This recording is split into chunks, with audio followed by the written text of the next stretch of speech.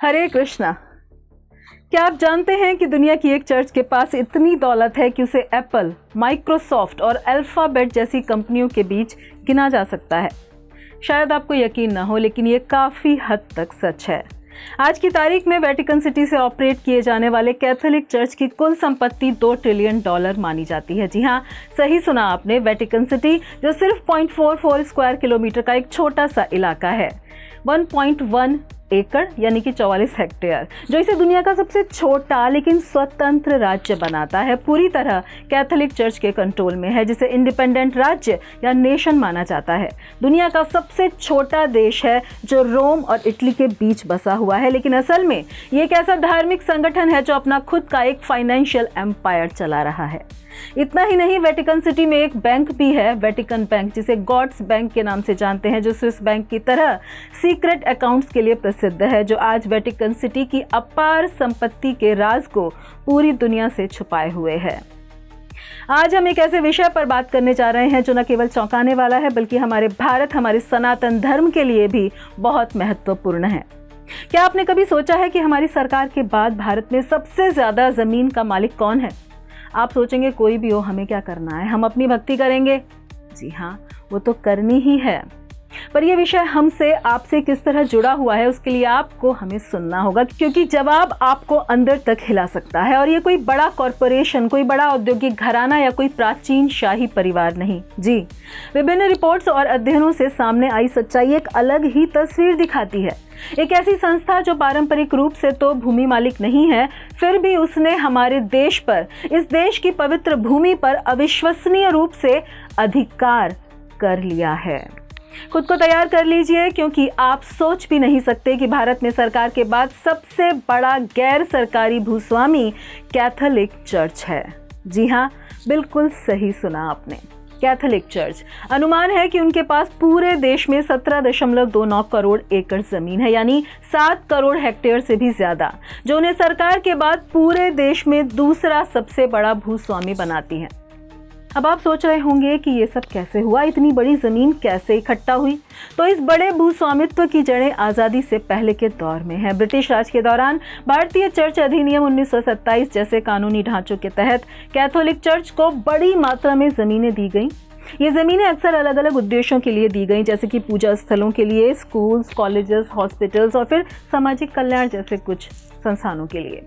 और फिर दशकों में ये ज़मीनें बढ़ती गईं और आज इनका प्रबंधन Catholic bishops conference of India CBCI द्वारा किया जाता है। यानी भारत में चर्च केवल धर्मांतरण नहीं करवाता, बल्कि सबसे ज़्यादा संपत्ति पर कब्जा भी किए बैठा है।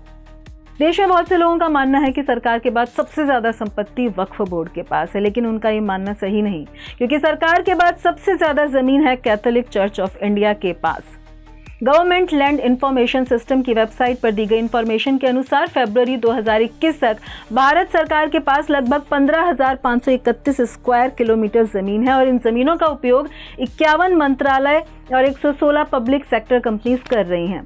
लेकिन हैरानी वाली बात यह है कि देश में कैथोलिक चर्च ऑफ इंडिया के पास 7 करोड़ हेक्टेयर यानी कि 17.29 करोड़ एकड़ जमीन है, जो देश की कुल जमीन का लगभग 23% है। और इन जमीनों पर स्कूल, कॉलेजेस और चर्च जैसे कई निर्माण हैं, जिनकी कुल वैल्यू यानी कीमत करीब 20,000 करोड़ रुपए है। वहीं कैथोलिक चर्च ऑफ इंडिया के पास देश के लगभग हर राज्य में संपत्ति है, जो गोवा से लेकर नॉर्थ ईस्ट तक के राज्यों में फैली हुई है। लेकिन क्या आप ये जानते हैं कि जमीनें चर्च के नाम पर कम और लोगों से हड़पी हुई ज्यादा हैं? छत्तीसगढ़ के बिलासपुर जिले में शिवनाथ नदी पर बसा एक छोटा सा द्वीप मधुकू द्वीप इन मिशनरीज के ईसाई धर्म के प्रचार का एक उदाहरण है। मिशनरियों ने जमीन के हर टुकड़े पर कब्जा कर लिया, चाहे वो अनुसूचित जनजातियों का हो या फिर आदिवासियों का। इन इलाकों में ईसाई चर्च, मिशनरीज, स्कूल और कब्रिस्तान जैसे निर्माण हैं। यहाँ तक कि जिन पहाड़ों पर चढ़ना मुश्किल है, वहाँ भी मिशनरियों ने कब्जा कर अतिक्रमण के दौरान क्रॉस का निशान लगा दिया। इसके अलावा जसपुर जिले के गांव के अन्य निवासी क्लेमेंट लकड़ा का एक केस है, जिसमें उनके पिता, जिसका नाम वासिल उराव था, उनका 1957-58 में छत्तीसगढ़ के दुलदुला में रहते हुए धर्म परिवर्तन हुआ। उसके बाद मिशनरियों ने उनकी करीब 10 एकड़ जमीन पर कब्जा कर लिया। वहीं छत्तीसगढ़ के कुनकुरी में स्थित our lady of the rosary cathedral church Bharat का सबसे बड़ा और बैठने की क्षमता में एशिया का दूसरा सबसे बड़ा चर्च है। यानी जो लोग कहते हैं ना कि चर्च भारत में और दूसरे देशों में लोगों की हेल्प करते हैं, क्या वो नहीं जानते कि कैसे ये षड्यंत्र हो रहे हैं? ईसाई मिशनरीज गांव-गांव जाकर भोले भाले लोगों को, गरीब लोगों को भड़काते हैं, उनकी जमीनों को हड़पते हैं। इसी कारण देश में दूसरी बड़ी संपत्ति चर्च के पास है। वहीं कैथोलिक चर्च की governing body Catholic bishop conference of India यानी कि CBCI है, जो ईसाइयों के सबसे बड़े धर्मगुरु के अधीन है। 212 तक ही कैथोलिक चर्च ऑफ इंडिया के पास देश में 2457 हॉस्पिटल डिस्पेंसरीज, 240 मेडिकल या नर्सिंग कॉलेज, 28 सामान्य college, 5 engineering college, 3765 secondary school, 7319 primary school और 3187 नर्सरी स्कूल थे। और ये जानकारी केवल 2012 तक की है। लेकिन कैथोलिक चर्च ऑफ इंडिया लगातार देश में अपने पैर पसार रहा है। कुछ अनुमानों के अनुसार चर्च के पास आज के समय में अरबों रुपए की संपत्ति हो सकती है। इसके अलावा ये अनुमान था कि वर्ष 2022 तक चर्च के नियंत्रण में 16,000 से 20,000 स्कूल और कॉलेज थे, जिसमें कई प्रमुख संस्थान जैसे कि saint Stephen college Delhi, saint Xavier college Mumbai और लाइला कॉलेज चेन्नई शामिल है। वहीं विश्व स्तर पर रोमन कैथोलिक चर्च शायद सबसे बड़ा भूस्वामी है। इसके पास 70 मिलियन हेक्टेयर से ज्यादा जमीन है, जो पूरे फ्रांस देश से भी ज्यादा है। इसके धार्मिक संस्थानों के पास अंटार्कटिका को छोड़कर हर महाद्वीप पर जमीन का बड़ा हिस्सा है। ईसाई मिशनरीज इसी तरह जमीन जेहाद करते हैं और बाद में आप चाहे जितना विरोध करें, प्रशासन कोई ध्यान नहीं दे पाता।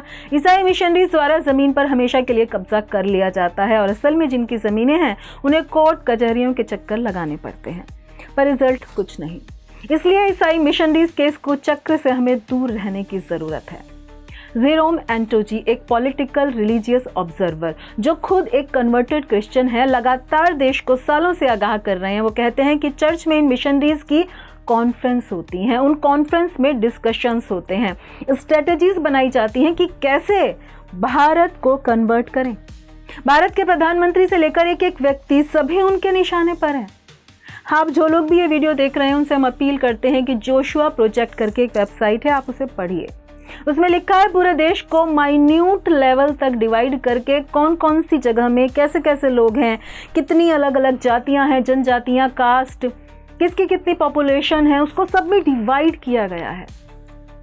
देश का संविधान सभी लोगों को अपनी इच्छा से अपने मन के मुताबिक किसी भी धर्म को ग्रहण करने का अधिकार देता है। तो धर्मांतरण का विरोध क्यों? क्योंकि अब फोर्स्ड कन्वर्जन हो रहा है, अपनी इच्छा से नहीं। ये मिशनरीज प्लान के साथ आगे बढ़ती हैं। पूरे भारत को उन्हें क्रिश्चियनिटी में कन्वर्ट करना है।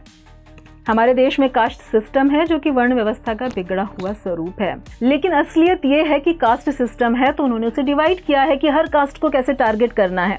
आप देखिए, आज ब्राह्मण चर्च हैं, लिंगायत चर्च हैं। हमारे भारत में ब्राह्मण चर्च मतलब जो ब्राह्मण कन्वर्ट होकर क्रिश्चियन बने, उन्होंने वो चर्च बनाया तो उसका नाम उन्होंने ब्राह्मण चर्च रखा। ऐसे ही लिंगायत यानी शिव जी को मानने वाले शिवायत लोग, शैवैट लोग, वो जब कन्वर्ट होकर क्रिश्चियन बने तो उन्होंने जो चर्च बनाया वो हुआ लिंगायत चर्च। तो ब्राह्मण चर्च और लिंगायत चर्च, देश पांडे चर्च और पता नहीं कितने, हम इतनी ही जानकारी जुटा सके। यानी कुछ भी कैसे भी करके उन्हें कन्वर्ट करना है। ये कन्वर्जन ईस्ट इंडिया कंपनी जैसा मॉडल भारत में वापस ला रहा है। हम आने वाले समय में इन चर्चेस के गुलाम बन सकते हैं। ब्रिटिशर्स चले गए, चर्च यही हैं और उनका रिपोर्टिंग स्ट्रक्चर या तो रोम या इटली में होता है या फिर अमेरिका में। फिर जब हिंदू ही नहीं बचेंगे तो हिंदुस्तान कहाँ से बचेगा? सोचिए, एक षड्यंत्र है और उनकी स्ट्रेटजीज डिफरेंट हैं कि शहरों में कैसे करना है, गाँव में कैसे करना है, बस्तियों में जाकर कैसे कन्वर्जन करना है। पूरा क्लियरली बनाया हुआ एक प्लान है और ये हमारे देश के लिए बहुत खतरनाक है। एक व्यक्ति जो खुद एक क्रिश्चियन है, उन्होंने कहा है कि भारत के सभी लोग, प्रधानमंत्री से लेकर आखिरी व्यक्ति तक कन्वर्जन का टारगेट है, निशाने पर है। सोचिए, जब प्रधानमंत्री भी टारगेट पर हैं तो कौन बचने वाला है? एक क्लियर प्लान को लेकर ये लोग आगे बढ़ते हैं क्योंकि अब्राहमिक रिलीजन जो है उसमें ऐसा है कि सबका ना ये कर्तव्य हो जाता है हमें नर्क से बचाने का। ईसाई फिलॉसफी के अनुसार जब तक आप ईसाई नहीं होंगे यानी बैप्टाइज नहीं होंगे, उनके चर्च का हिस्सा नहीं होंगे, आपको स्वर्ग नहीं मिलेगा, मोक्ष नहीं मिलेगा, ऐसा उनका मानना है। सुप्रीम कोर्ट ने भी कहा कि लालच के जरिए कन्वर्जन हो रहा है। जानते हैं वो, अनाज देकर, कपड़े देकर। लेकिन ऐसा वहाँ होता है जहाँ समाज जागरूक नहीं, शिक्षित नहीं। तो क्या कन्वर्जन केवल नीचे तबके के लोगों में होता है? नहीं, ऐसा नहीं, हर तबके में होता है। कैसे? क्योंकि हेल्प यानी मदद कई तरह की होती है। इमोशनल हेल्प, कुछ लोगों को अनाज की नहीं इमोशनल हेल्प चाहिए होती है, तो कहीं ना कहीं तो वो जाएंगे ना इमोशनल हेल्प के लिए। तो ऐसे में भी हम इस कन्वर्जन बिजनेस को अपने घर में घुसने का मौका दे देते हैं। जीरो मेंटो जी कहते हैं कि उन्होंने कहीं पढ़ा था कि टारगेट है पूरे भारत को कन्वर्ट करना, जिसमें हर दिन 14,000 लोगों को उन्हें कन्वर्ट करना है। और कैसे करेंगे वो? ये घुसपैठ करके। एक ईसाई एक क्रिश्चियन के खुद के शब्दों में आज का चर्च इन्फिल्ट्रेट करता है, यानी घुसपैठ करता है अलग अलग माध्यम से। कहीं पर ब्यूरोक्रेसी के माध्यम से, कहीं पर एजुकेशन सिस्टम, तो कहीं पॉलिटिशियंस के माध्यम से, कहीं से भी कैसे भी करके आपको पता ही नहीं चलेगा कि कैसे आप कन्वर्ट हो गए। एक सीधा साधा आदमी भी मिशनरी बन जाता है। तो केवल ये मत समझिएगा कि जिसने व्हाइट पहना हुआ है, सफ़ेद पहना हुआ है, वही एक मिशनरी है। नहीं, गलत फहमी है। Every Christian is a missionary, क्योंकि उसका ड्यूटी होता है कि उसे उसके मिशन के बारे में बोलना है। तो आप उनसे कह सकते हैं कि हाँ, हम क्राइस्ट को मानते हैं। तो नहीं, यदि आप मानते हैं तो आपको चर्च में आना होगा, बैप्टाइज होना होगा। ये एक इकोनॉमिक वारफेयर के जैसा है। हर कोई आज ये सोचता है कि सभी उनकी कंपनी के सब्सक्राइबर हों, क्योंकि जब आप उनके कंपनी के सब्सक्राइबर होंगे तो आप उन्हीं के सामान का यूज़ करेंगे, है कि नहीं? सिंपल। और ऐसे भी लोग हैं जिनकी पिछली जनरेशन्स आज़ादी से पहले कन्वर्ट हो चुकी हैं और वो अब चाहकर भी वापस नहीं आ पा रहे। उनका जुड़ा रहना मजबूरी बन गया। चाहें तो भी कुछ नहीं कर सकते, क्योंकि उनके बेटे बेटियों की शादी करनी है, सोसाइटी से उन्हें जुड़कर रहना है, नहीं तो उन्हें बाहर कर दिया जाएगा। फिर पता नहीं कौन कैसे व्यवहार करेगा, कोई अपनाएगा या नहीं, रिएक्शंस कैसे मिलेंगे। सोसाइटी का प्रेशर होता है। और फिर उस समय कन्वर्जन के कारण थे, 2 कारण थे। या तो ज़रूरत की कुछ मदद मिल जाए, दूसरा कारण डर से, क्योंकि वही लोग सत्ता में थे, पता नहीं क्या करेंगे हमारे साथ। हम सबको पता है कि भारत को लगभग 800 सालों तक क्रिश्चियंस और मुस्लिम्स ने रूल किया, अत्याचार किया। तो जब देश लूट लिया गया तो 70-80% लोग तो गरीब ही थे ना, तो उनको 2 टाइम का खाना ही मिल जाए वो बहुत था। तो कन्वर्ट करना है तो ठीक है, हो जाते हैं कन्वर्ट। तो उन लोगों की लेगेसी अगर आजकल है तो वो जानते हैं कि उनके पूर्वज सनातनी थे, वो कन्वर्टेड हैं, लेकिन चर्च के साथ उनका जुड़ा रहना इस वजह से मजबूरी हो गया। और जब ईसाई हो गए, क्रिश्चियंस हो गए, तो फिर उनका कमिटमेंट है कि दूसरों को नर्क से बचाएं। यानी चर्च का ये लॉ है, रूल है कि अगर आप ईसाई हैं, क्रिश्चियन हैं, तो ये आपका धर्म है कि आप कन्वर्जन करें, एक मिशनरी के रूप में काम करें। इतना बड़ा गेम है, इतने बड़े लेवल पर ये खेला जा रहा है और सरकार को पता है, वो काम कर भी रही है, लेकिन थोड़ा और फास्ट और जल्दी हमें काम करना होगा। एंटी कन्वर्जन लॉ है, लेकिन लागू करने से हुआ क्या है? सवाल यह है कि जहां भी ये लागू किया गया है तो वहां कितने लोगों को पकड़ा गया है, कितने लोग जेल में गए हैं, कितनों पर फाइन लगाया गया है, उंगलियों पर गिनने लायक। छत्तीसगढ़, मध्य प्रदेश और उत्तर प्रदेश के गांव-गांव जहां ट्राइबल एरियाज हैं, वहां धर्मांतरण हो रहा है। सनातनी घट रहे हैं, कन्वर्ट हो रहे हैं। हम डरा नहीं रहे, कोशिश कर रहे हैं जगाने की कि अपने धर्म पर टिके रहिए। अपनी इच्छा से, उनकी फिलॉसफी से आकृष्ट होकर कोई भी किसी भी धर्म में जा सकता है, ये उसका निजी मामला है और देश में रहने का सबको हक है, लेकिन धर्मांतरण का नहीं। और जबरन धर्मांतरण का तो बिल्कुल नहीं, लालच देकर धर्म बदलने का तो कतई नहीं।